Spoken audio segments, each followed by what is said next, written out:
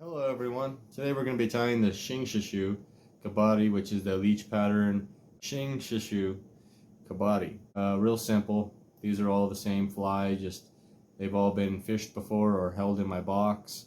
So they just look real simple. It just has a bead head, nice little barbless hook, some olive and some more olive. There's no dubbing involved in this fly. It's just two different kinds of feathers.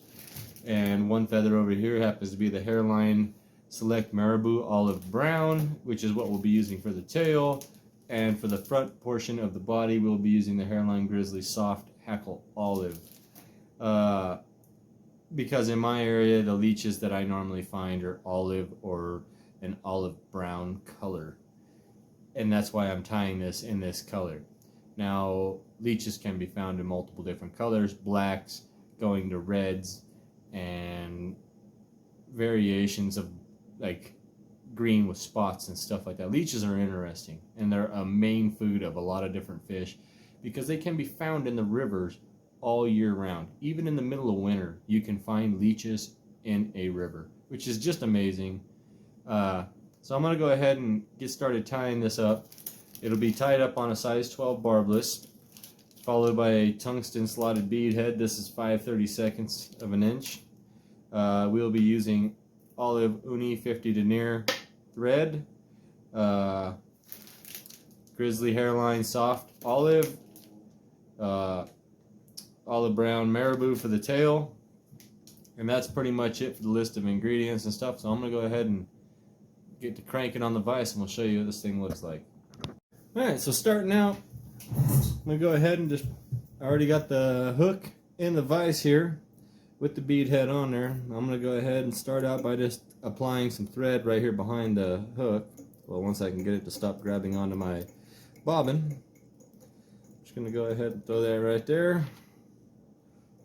I'm going to trim off that little tail. And I'm going to go ahead, I say that a lot. I'm going to pull this giant pile of feathers out here that happen to be olive brown marabou. And I just want a piece of one. I don't want the whole thing out of there because I use these feathers for a lot of different things. And the problem is, normally whenever you try to tie something this small and this small of a hook, is you got to get everything in proportion. And in my opinion, that's a lot of waste right there. So I always take and thin out however much I'm using there.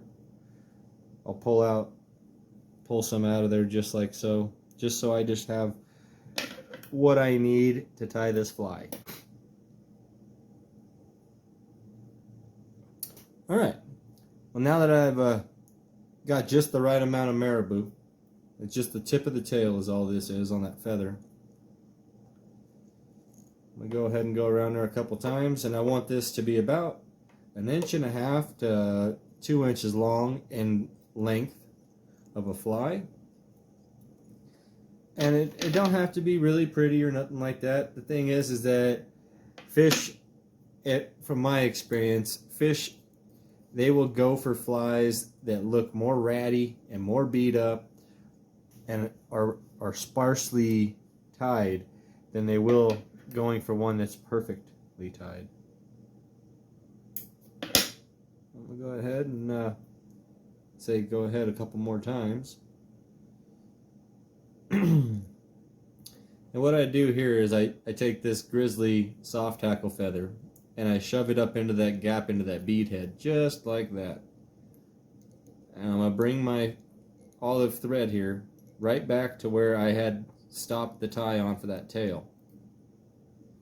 I want to make sure I get that feather bound in there nice. And then this is where we just start wrapping around, like so. Real simple. You just keep wrapping it on around there, keeping the two separate feathers separate, basically.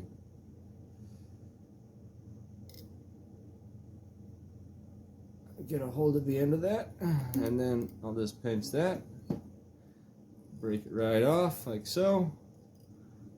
I just go back through that soft hackle marabou a few times like that, and then I'm going to take and get a hold of all of that soft hackle marabou that's up there in the front. this is the most difficult thing about tying this fly, is getting all that hackle back up over the front, because you want it to be in two different directions. You want it to be like it's going forwards and backwards at the same time, or at least that's how I like it. I like it to look like it's like you don't know what direction it's headed in.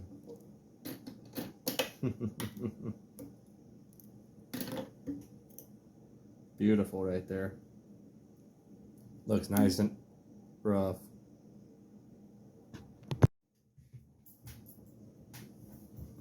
Okay. Now I'm at the point now where I just need to whip finish it off, and then we're done pretty much with this fly. And I whip finish this behind, like in the center. Instead of whip finishing up in the front where the bead head's at, I just whip finish right where the center section is all I do. Just like that. And that's how I do her. Shinshutsu Kebari. Real simple, really easy, and works great. Thank you guys for watching, liking, subscribing, sharing my videos, and watching these fly fishing, fly tying videos. Oh, I can't even get my words out today.